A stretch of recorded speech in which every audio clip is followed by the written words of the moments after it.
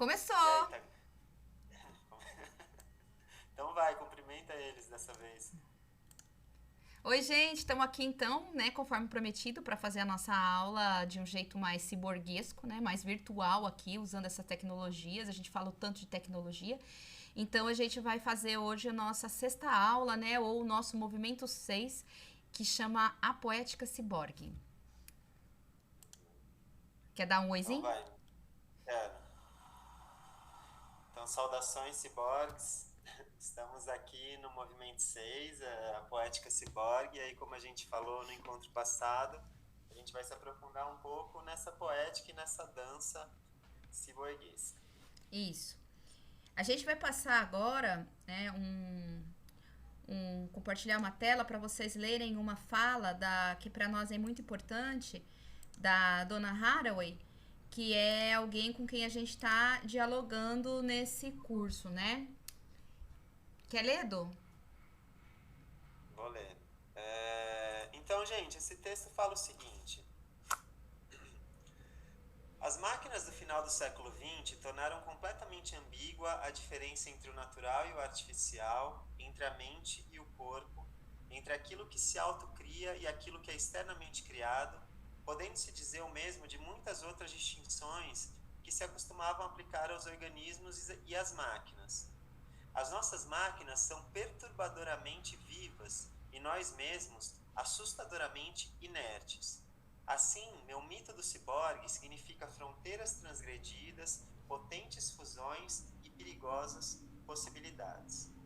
Então, uma coisa que de cara já me chama atenção nesse texto, e sobre isso eu estava falando com a G hoje, que é o fato de que ela diz que as nossas máquinas são perturbadoramente vivas e nós mesmos assustadoramente inertes, né? Então eu fico pensando em toda essa ficção, esse desejo de que as máquinas fiquem cada vez mais inteligentes, né? Agora a gente tem um grupo de profissionais que vive de ensinar máquinas, né?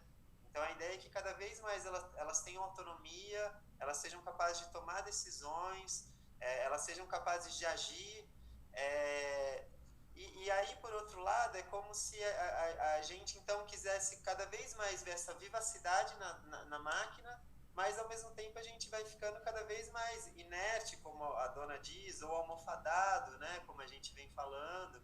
É quase como, né, a gente funciona de um horário até outro horário, a gente almoça em determinado horário, a gente vai, paradoxalmente, a gente que vai ficando cada vez mais parecido com as máquinas vão ficando mais parecidas com o humano, com o que a gente chama de humano, e a gente vai ficando parecido com a máquina, quase como se a gente tivesse daqui a pouco querendo ter um botão, né, de liga e desliga. E isso a gente já faz, né, por, sei lá, comprimidos, de N formas. Mas, Du, Então isso é quando a uma gente coisa. fala isso, né, também, a gente tá falando de parecidos com as máquinas como nós concebíamos as máquinas antes, né? Porque hoje essa noção de máquina também é outra, como você tá dizendo, né? Esses dias eu tava conversando com o Guilherme aqui na cozinha, e aí eu mencionei um lugar onde eu vou dar aula, e ele falou: "Mas onde é esse lugar?" E eu falei o nome do lugar. E a gente ficou conversando e tal, papapá. Aí quando ele pega o celular, tava vindo assim como sugestão de amizade, não sei se era no Instagram ou se no Facebook, eu não me lembro, mas veio justamente o lugar que eu tava falando, veio como sugestão de amizade. Ele mostrou pra mim, a gente ficou, nossa, assustadíssimo, porque nós, como seres, eu, pelo menos, eu nunca conseguiria fazer uma propaganda dessa sobre mim mesma, né? E a máquina já de cara, né, já apresentou o lugar para ele, né? Exato. E aí, então, prosseguindo um pouquinho no Ciborgues, né, em suas poéticas, a gente então agora trouxe um convidado que é o Sterlac. Então, Gê, eu acho que ia ser legal colocar a foto dele É, agora, o tô slide, colocando né? aqui, ó, o slide. Tá. Então, o Sterlac é o nosso ilustre ciborgue convidado dessa tarde. Então agora aqui está aparecendo, né, para vocês a foto dele. Então, não sei se vocês estão notando, né? Olhem aí o antebraço dele, que a gente consegue ver uma orelha, né? Uhum. Então, uma coisa que de cara a gente acha legal no discurso do Stellark, né, no pensamento dele, é que ele diz que a prótese ela não deve ser vista como um sinal de falta, mas sim como um sintoma de excesso, né? Então, aqui a gente sente nesse ciborgue esse movimento justamente de amplificar, isso quer dizer, eu tô colocando esses excessos, colocando esses acoplamentos em nome de me amplificar. A ideia dessa orelha é que ela seja conectada pela internet, ela seja capaz de captar sons, né? Então a ideia, por exemplo, ele mora em Melbourne, que fica na Austrália, e ele diz que a ideia, o projeto dele é que então alguém em Veneza possa escutar aquilo que a orelha do braço, que está no antebraço dele, está ouvindo em Melbourne, na Austrália, né? Então ela seria capaz de captar esses sons nos lugares onde ele vai e fazer essa transmissão pela internet para outras pessoas que estão em lugares distantes, por exemplo. Então a gente acha interessante isso, esse movimento de amplificação e uma tentativa de transmitir aquilo que eu ouço para o outro, né? Independente dele estar do meu lado ou não. E é interessante porque, uma coisa que é importante dizer dele, né, que ele é um artista que há muito tempo, assim, desde os primórdios da tecnologia, ele está estudando tecnologia, né? Só que, e fazendo muitas pesquisas, né, com esse corpo ciborguesco, né? Esse é o lance do Stellark, né? Do Stellark, o nome? Stellark, sei lá. E aí é muito curioso acompanhar isso, né? E essa construção da orelha no corpo, né? Só que, por enquanto, é uma orelha que tá surda, né, Du? Por enquanto, sim. Porque o desejo dele é olhar para... É falar com a orelha como se a orelha fosse... mandar mensagens através dela, né? É uma coisa muito doida. Eu entendi, Mas, por outro lado, uma coisa que aí a gente acha curiosa nessa fala do Stellark é que ele diz que o corpo humano é obsoleto, que ele não é durável e nem muito eficiente. Então, quando ele fala isso, aí a gente, isso é uma coisa que chama, né, a atenção, porque aí eu sinto um pouco como se ele estivesse rompendo um pouco com esse movimento ancestro-futural, né? É quase como se eu lisse também enxergasse um certo deslumbramento com a tecnologia, e parece que um pouco em detrimento do corpo, que também que é essa tecnologia ancestral, né? Que é essa tecnologia que está aqui faz muito tempo, que está sendo usada por diversas gerações, porque quando ele também começa a olhar o corpo como um lugar obsoleto, não durável, não eficiente, é como se ele, ao invés dele fazer um acoplamento, uma fusão entre o ancestro e o corpo e essa tecnologia que chega, essa orelha hiperconectada, em vez dele fazer esse movimento de fusão, é como se ele mostrasse um deslumbramento com a tecnologia quase que em detrimento do corpo, quase que jogando o corpo para baixo. Então esse movimento a gente também acha um pouco perigoso, né, Gê? Uhum. É completamente diferente. Agora eu vou colocar uma janela aqui, vamos abrir uma janela. Completamente diferente do que a gente vinha falando no encontro passado sobre o Neil Harbisson, né? Olha, hoje a gente está trazendo aí a imagem dele no RG, como a gente disse para vocês, né? Que é considerado mesmo o primeiro ciborgue. E no RG dele... Reconhecido pelo Estado, né? Isso, reconhecido pelo Estado como um ciborgue. Então, todos os documentos dele vêm com a sua antena... antena acoplada, né? A antena hoje ela não é um acoplamento, mas ela acaba sendo se fundindo a esse corpo e sendo parte desse corpo, né? Se ele for, por exemplo, agredido, se arrancarem a antena dele, ele vai ser condenado, né, por agressão física e não por roubo de antena, né? Pelo que a gente Exato. tava lendo. E aí a gente trouxe de novo aquela fala dele, né? Como que a tecnologia ou esse aparelho afetou a vida. Então a gente trouxe porque acha muito interessante para contrapor com o outro artista, né? Ambos são artistas, ambos são performers, né? Ele diz, ele faz que a antena, né?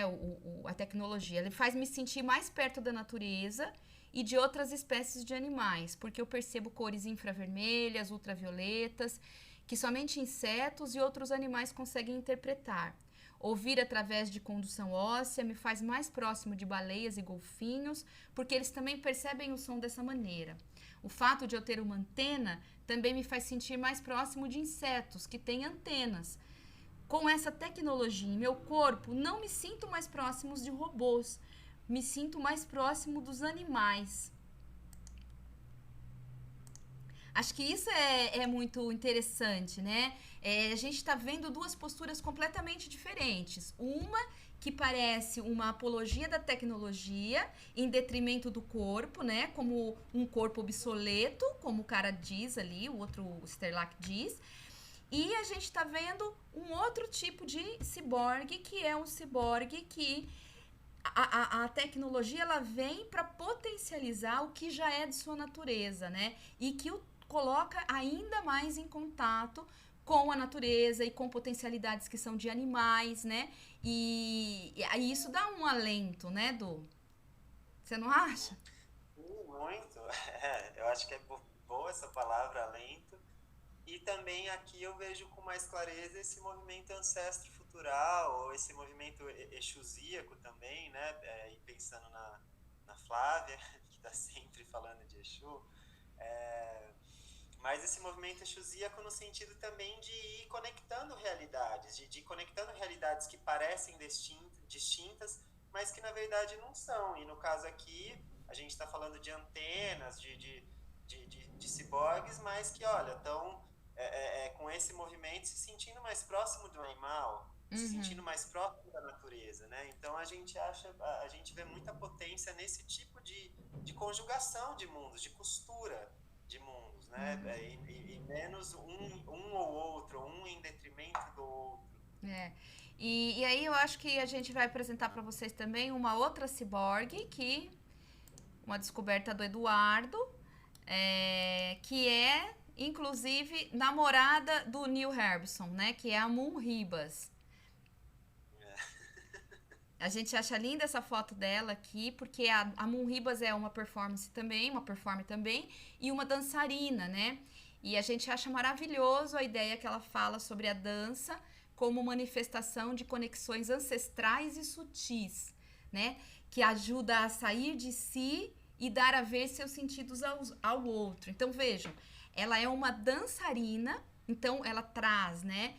Consigo essa conexão ancestral com o corpo, com a dança, porém ela também é uma ciborgue, né, Du? Aqui a gente trouxe umas imagens dela. Explica um pouquinho para eles então, enquanto eles olham a imagem. Então, gente, essa imagem que vocês estão vendo, dá para ver ali, né? Principalmente na segunda foto, dá uma olhadinha na parte de trás da cabeça dela. Então, essa é o superpoder, né? Esse é o acoplamento da Munribas, que são esses chips que estão ali implantados na cabeça e também ela tem acoplamentos nos braços. E aí, qual que é a onda, né? Qual que é o superpoder dela? Ela ela tem sensores que são capazes de capturar movimentos sísmicos da Terra, movimentos telúricos. Então, cada vez que está tendo um terremoto na Terra, ela recebe essas vibrações. Essas vibrações são transmitidas para ela por esses sensores que ela tem no braço e chegam até ali esse chip na cabeça. E aí, a performance da Moon Ribas, então, consiste justamente em dançar, em captar esses sinais da Terra e dançar em conjunto com eles, dançar em conjunto com essas vibrações que ela vai captando.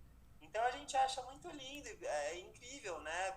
Essa ideia que é ela querer, ela expandir o sentido dela e captar algo tão ancestral quanto a vibração da terra e jogar isso para o corpo e fazer uma dança calcada nisso. Agora, tem uma coisa interessante sobre a Muhibas, que essa performance dela chama-se Esperando por Terremotos. E acontece que, às vezes, quando ela vai se apresentar, se os terremotos não acontecem, se esse movimento da Terra não se dá, então, simplesmente, ela fica parada no palco e não dança. Então todo mundo fica torcendo por terremotos, né? Então, tu tava falando, eu tava pensando aqui, né? Que a Moon nunca me ocorreu, mas ela é também uma tradutora, né?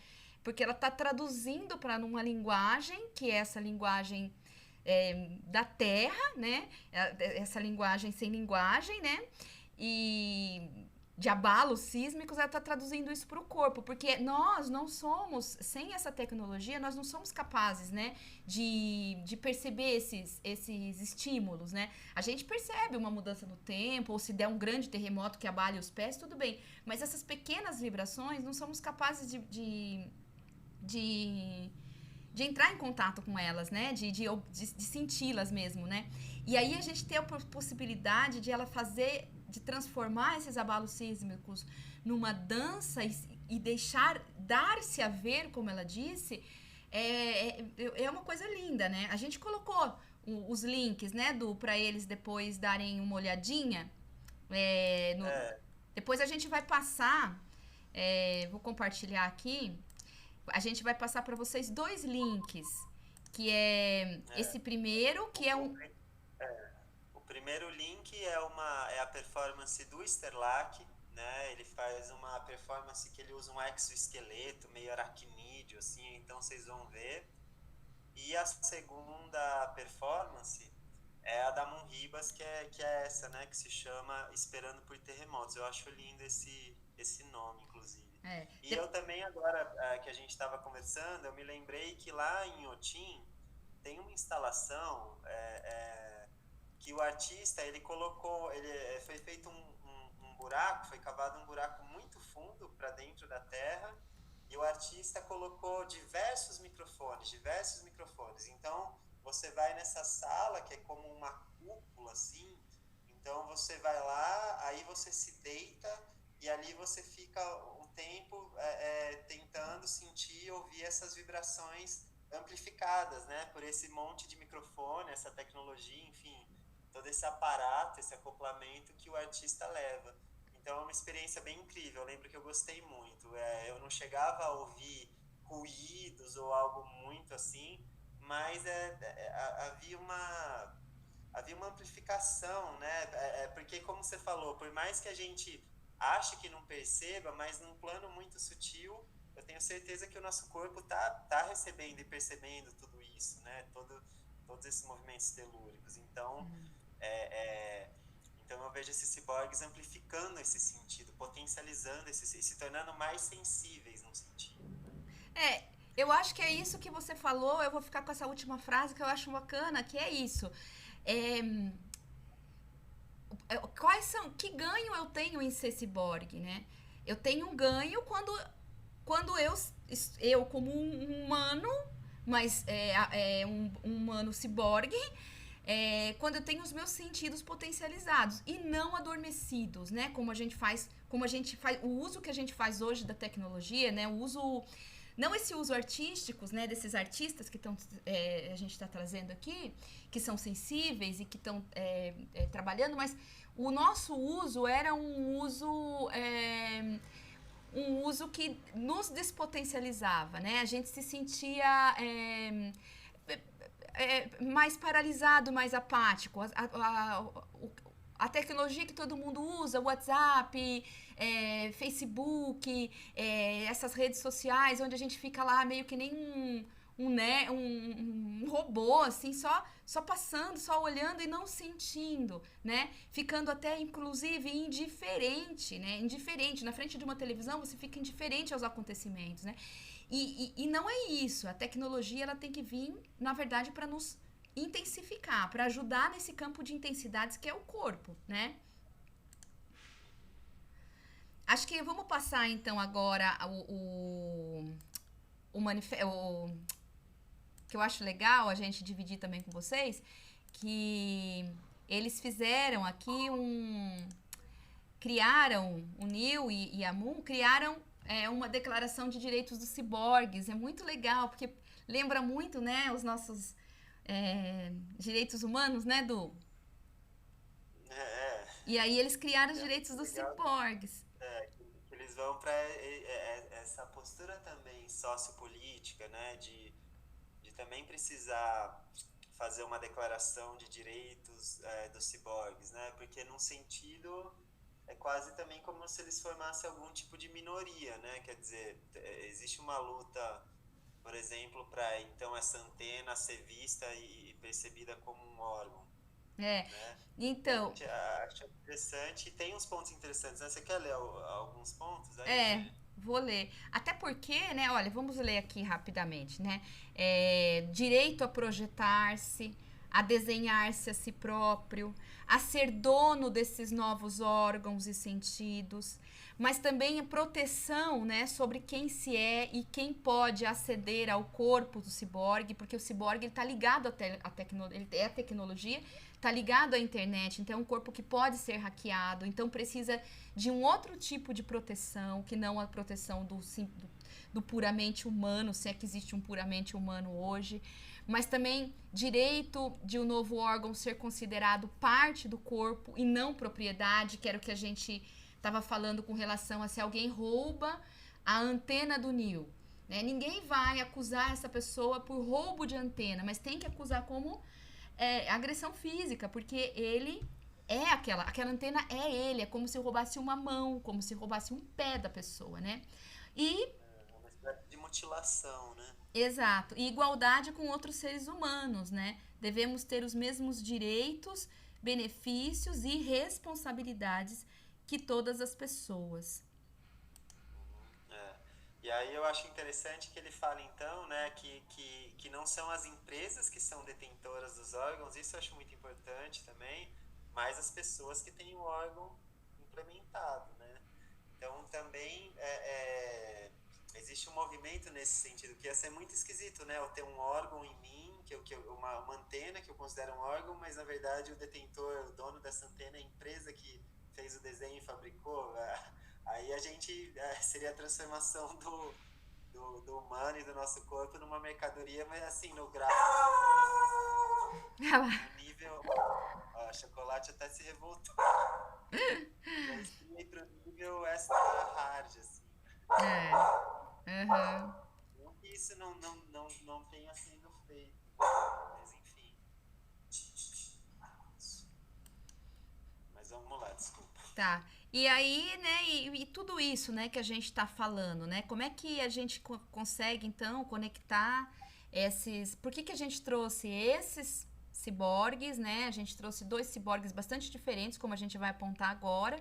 Um ciborgue que a gente chama de ciborgue duro, né? Que é esse que ainda vê a tecnologia com esse deslumbramento com relação à tecnologia, e esses ciborgues mais sutis, né?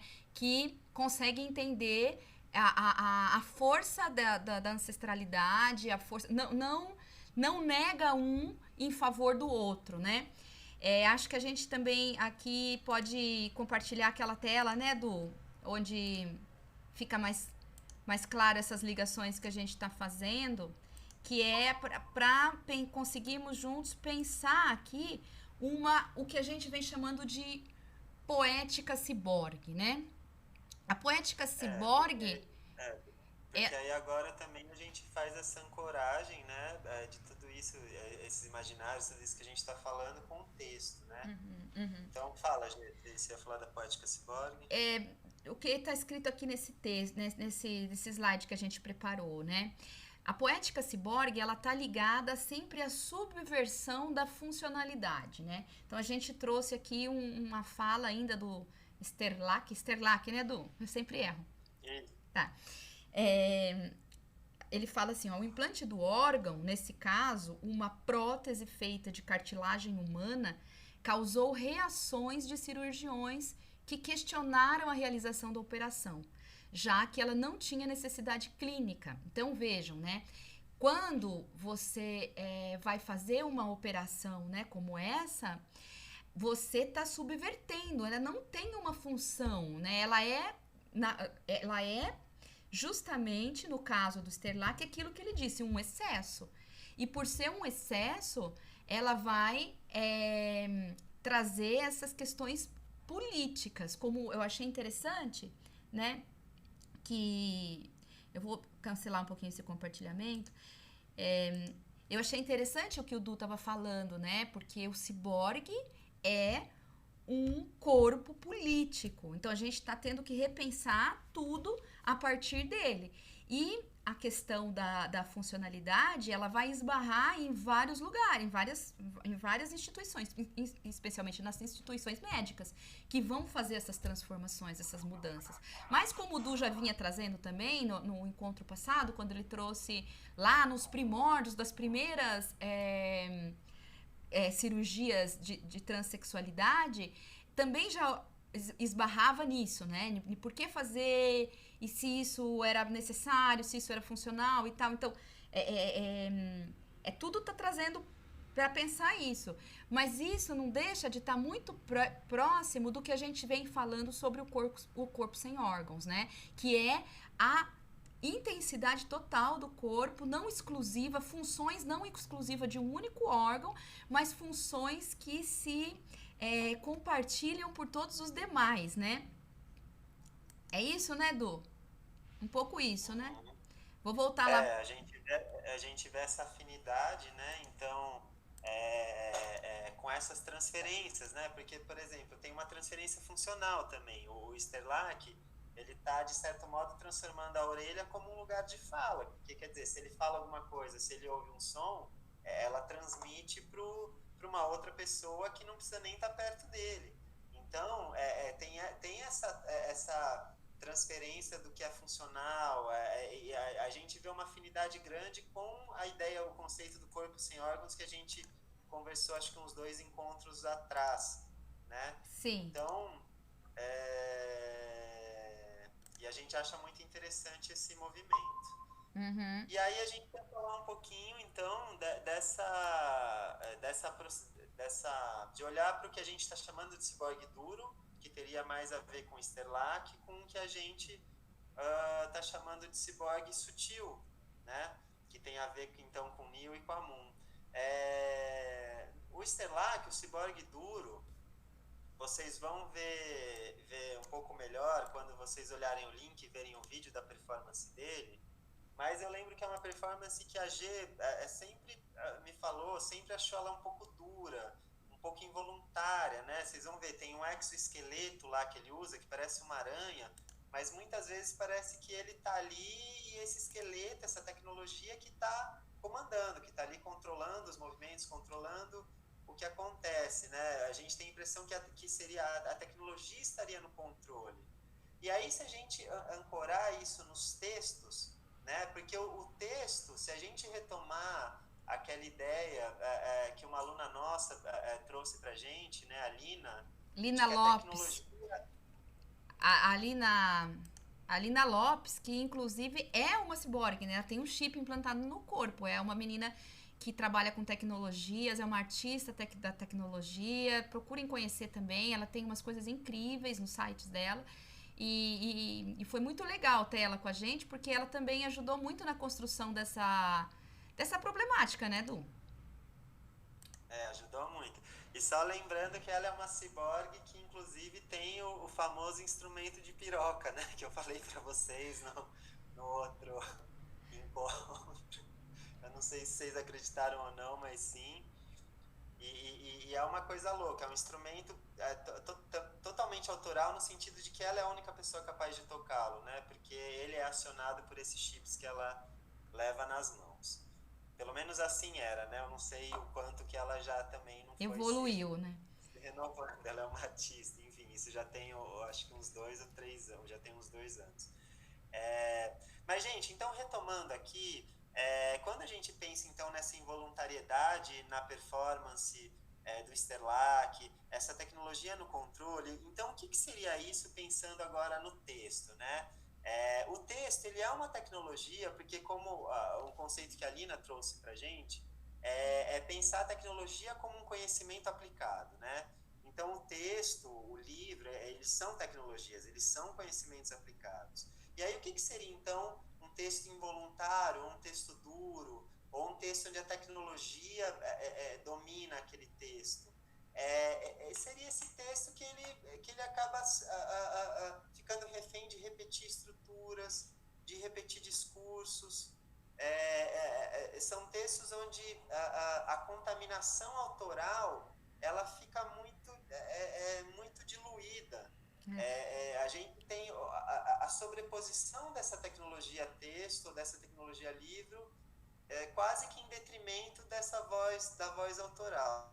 É, Né, porque o que a gente o que a gente tem pensado e falado desde o início, né, de todos os cursos que a gente dá, é essa ênfase na voz. Essa ênfase na voz como lugar de singularidade e lugar da diferença, né? É o que pode nos diferenciar um ao outro como escritores, né? E que a gente possa continuar existindo por meio dela.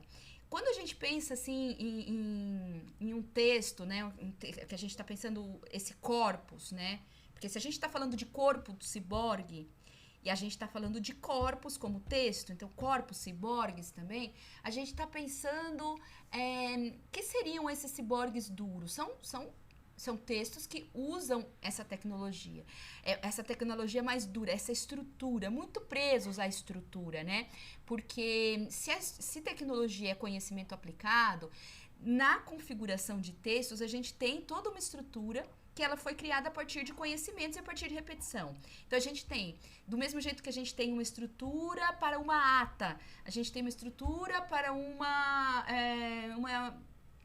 petição, né? Uma estrutura de carta. Assim também a gente tem uma estrutura de conto, a gente tem estruturas. Então, existem textos que são muito dominados com estruturas. A gente mesmo, como professor de escrita criativa, muitas vezes algum aluno fala para mim assim, eu queria escrever um conto.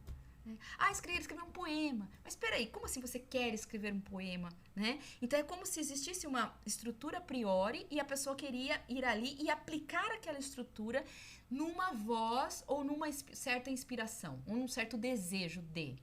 Então aí a gente pensa que a gente está diante de muitos textos que são corpos ciborgues, né, textos duros.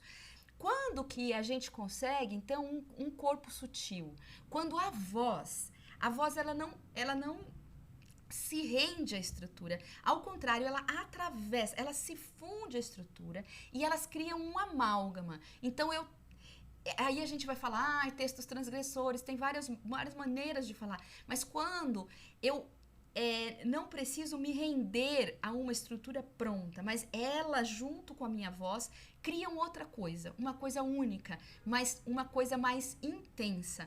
Eu vou compartilhar uma tela, né, Du, que acho que na tela também fica um pouco mais claro essa condensação que a gente fez aqui, né? O que é que você acha? Acho legal. Você pode colocar. Então, a gente tem aqui como ideia de o que é uma autoria. Quando uma autoria verdadeiramente se efetiva, né? A gente pensa sempre a autoria como um corpo autônomo, né? Um corpo independente. E aí a gente pensa numa fusão, então, portanto, entre tecnologia e voz.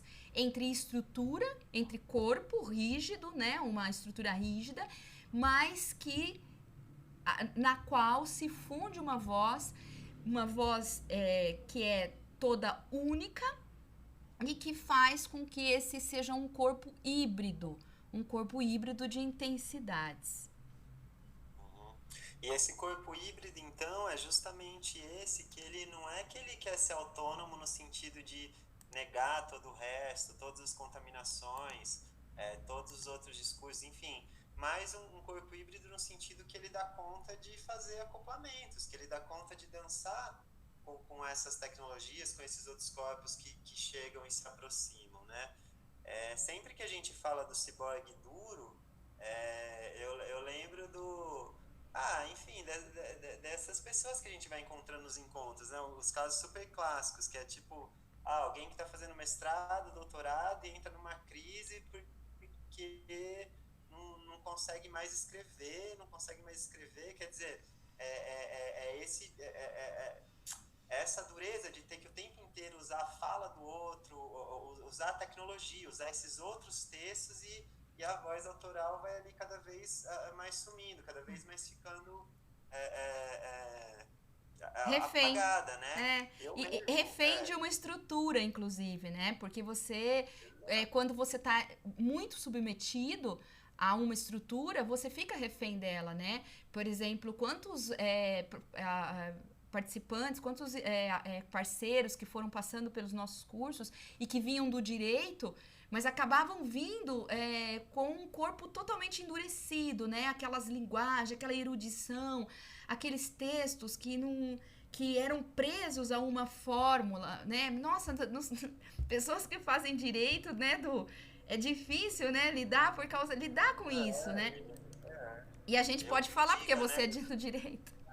Eu já trabalhei com direito, então a gente começa aquele excelentíssimo doutor, juiz de direito, olha que porra, né? Muito difícil um texto ficar bom se ele começa assim, né? Excelentíssimo senhor doutor de Olha, direito. eu vou voltar do. Eu também já trabalhei com publicitário. Ó, eu vou pôr um slide porque pra gente adiantar, porque eu não sei quanto tempo esse negócio grava. E a gente tá no 36 minutos. Então eu vou compartilhar aqui a telinha Tá, onde a mas eu gente acho que fala. você já foi mais à vontade. Sim, sim. Ó, então, quais são as sutilezas da poética ciborgue, né?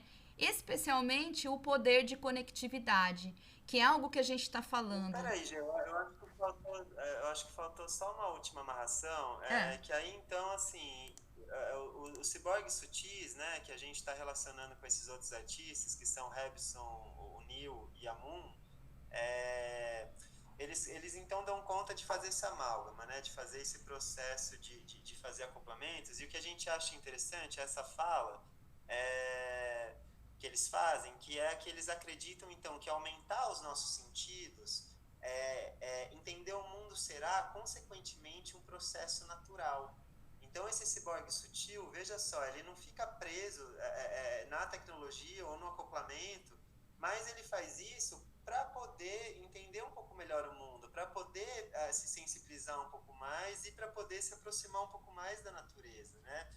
Então, é um processo sutil de ligação, de costura. uhum, exatamente. É, Então aí então, acho que é isso. a gente imagina que, diante de tudo isso que a gente disse, as sutilezas da poética ciborgue, ela tá justamente nesse poder de conectividade, né?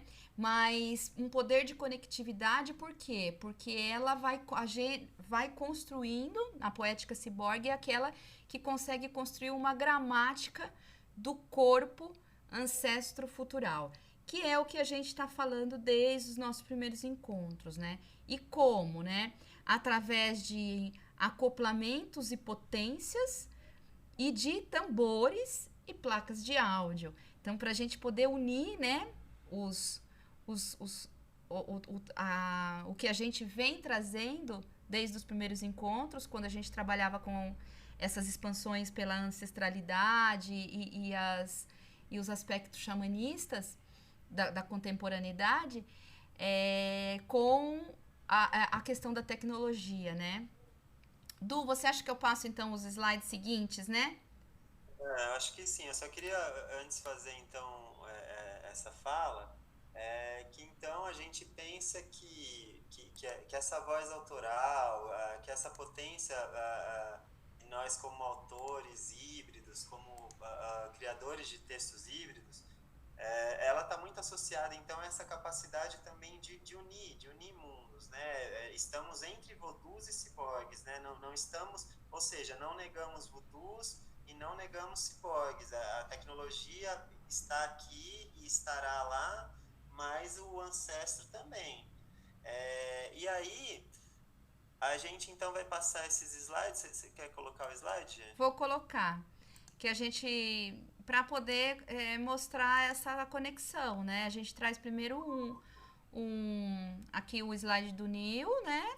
O ciborgue com sua antena e todas as suas conexões. mas também a gente traz aqui a imagem do cacique Raoni, né?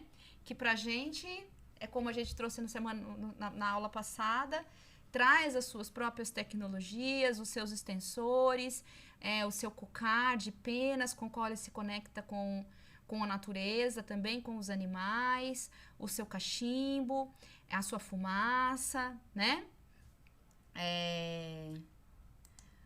Porque olhando assim o Raoni, uma coisa que eu acho importante falar é que a gente não pensa que ele é só um ancestro, né?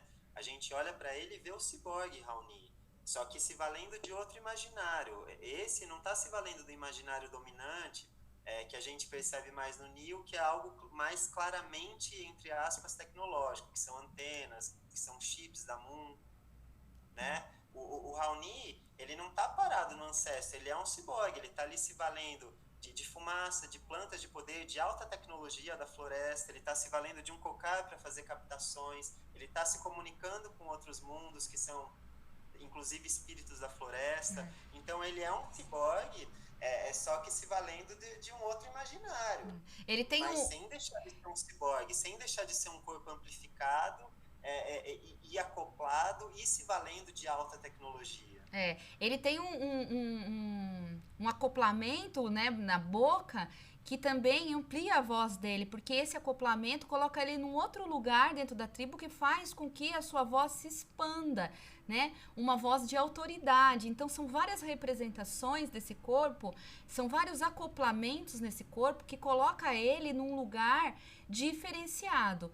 A gente não está em nenhum momento querendo dizer que o Neo é um xamã ou que o cacique Raoni é um ciborgue. A gente está querendo, na verdade, aproximar essas realidades e mostrar como essa questão cronológica, onde uma coisa está ligada ao passado e outra ao futuro. Na verdade, o que a gente está questionando é o tempo, né? A gente está questionando o tempo, colocando um grande buraco no tempo e fazendo pensar sobre a questão da cronologia, né? Os tempos coexistem, né? Eles estão existindo, eles estão juntos, eles estão vivendo, né? Na mesma época, inclusive, né? E aqui a gente tem, né, os índios fazendo uso das pinturas, das peles, dos colares, né? Que os transportam para rituais, né? Para outras conexões. E a gente traz também agora um momento muito importante, muito preciso, a imagem de Omolu, né? E que é essa entidade responsável, né? Pela doença e pela cura, que é tão importante nesse momento que a gente está vivenciando agora, mas, né? Como, né? Vamos chamar esse cavalo, né? Esse corpo, né? Esse médium que está através de todas essas tecnologias também, através da palha, da coroa e de todos esses outros elementos, fazendo vir, né? Deixando o corpo aberto para a manifestação dessa entidade, né? Então, para nós, a gente... quando traz essa questão, é para a gente repensar mesmo todos os acoplamentos possíveis, né? E tentar amplificar um pouco isso, né? É exatamente o que você falou, amplificar um pouco o que é um acoplamento, como que vai se dar essa amplificação, né? Porque esse caminho tecnológico, quando a gente fala tecnologia... a gente eu pelo menos, né, logo imagino o cabo e a chapa de metal, mas porque essa tem sido a ficção mais corrente sobre isso, né? Mas eu acho que a ideia aqui é a gente também então ampliar um pouquinho o que são esses acoplamentos, entender que existem essas outras ficções coexistindo no tempo, como a G falou, né? E que a dos chips ela é só mais uma possível, né? E acho que para dizer também Hã? e que ainda existe um espaço para imaginarmos, né? Que ainda existe um espaço para imaginarmos, porque imaginar a tecnologia no sentido também é imaginar o futuro, né? Uhum. E Então, acho também, do que a gente tem que levar em conta que nós, como escritores, a gente também está num processo, né? Porque assim, não há tecnologia que supere o livro. Há outras plataformas, né? Mas o livro foi ali uma primeira, o papel, né? O papel como uma primeira tecnologia, né? A receber esse corpo texto. E desde então, quantas transformações, né? Mas uma não substitui a outra, elas se completam, né? Agora a gente está no momento em que os livros imaginaram há uma década atrás, imaginavam que os livros iriam acabar para dar lugar aos e-books, aos livros que se baixam nas plataformas virtuais, mas nada disso aconteceu, ao contrário, nunca a gente viu tantos livros publicados, né? Então o objeto livro, ele é muito forte, né? A tecnologia, vamos dizer assim, a tecnologia como projeto de uma plataforma para escrita, ela é, ela é muito, ela é atual, ela é muito poderosa. E aí a ideia é assim, a gente vai usar essa tecnologia ou vai ser usado por ela, ou vamos conviver juntos, né? é. E aí, bom, eu acho que para eu finalizar, a última coisa que eu queria falar era retomar um pouquinho aquilo que você falou, né, sobre o Raoni, também não, a gente não querer chamar o Raoni de ciborgue, ou não chamar o Neo de xamã. Eu acho legal essa consideração, porque são palavras que têm o seu contexto, né, elas têm o seu contexto e o seu espaço, digamos assim, mas ao mesmo tempo, ainda que a gente então não faça essa confusão de chamar um de ciborgue, o outro de xamã, mas é importante a gente perceber como eles coexistem no tempo e como, num sentido, eles se aproximam muito mais do que, num primeiro momento, a gente supõe, Uhum. né? Como ambos estão fazendo acoplamentos, fazendo conexões, amplificando-se, potencializando-se. E eu achei interessante também o que você falou do Raoni, desse acoplamento de potência, porque o Raoni ele é um líder indígena, e essa liderança se dá muito pela via da fala. E aí eu acho muito louco com esse acoplamento e tudo, a fala dele ter tanta reverberação, sendo que inclusive eu não me lembro nunca de ter visto um vídeo do Raoni que ele sequer falasse português. Então ele ainda falando a língua nativa, ele tem toda essa reverberação. É. Então realmente eu vejo toda a potência ciborgue Uhum. nesse homem, nesse líder, enfim. Uhum. Bom, acho que então a gente agora para um pouquinho por aqui, porque fica com essas questões todas. A gente vai estar respondendo no nosso grupo do WhatsApp. Vocês podem. A gente vai passar os dois links das performances para vocês verem.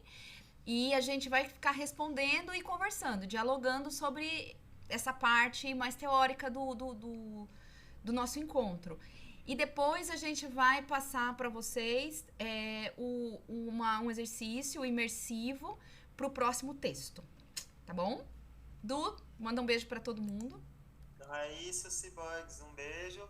E aí, em breve, então, passaremos o exercício por áudio, né? Provavelmente por áudio. A gente ainda está quebrando a cabeça para fazer essa transposição, mas possivelmente em áudio. Aí a gente vai se falando, tá bom? A gente está Um quebrando a beijo, Laura. cabeça porque, como era um curso muito corpo, a gente. Especificamente esse exercício, ele tinha muito a ver com o corpo que a gente está construindo, né? Que agora já é um corpo híbrido, desde o primeiro encontro até agora, a gente já potencializou. E esse exercício, ele tinha na versão original, ele era algo muito de presença. Então a gente está aqui firme e forte, tentando traduzir para prática o que a gente estava pensando teoricamente e construir uma possibilidade de um exercício interativo com vocês, tá bom? Beijo. Beijo, Du. Tchauzinho. Beijo.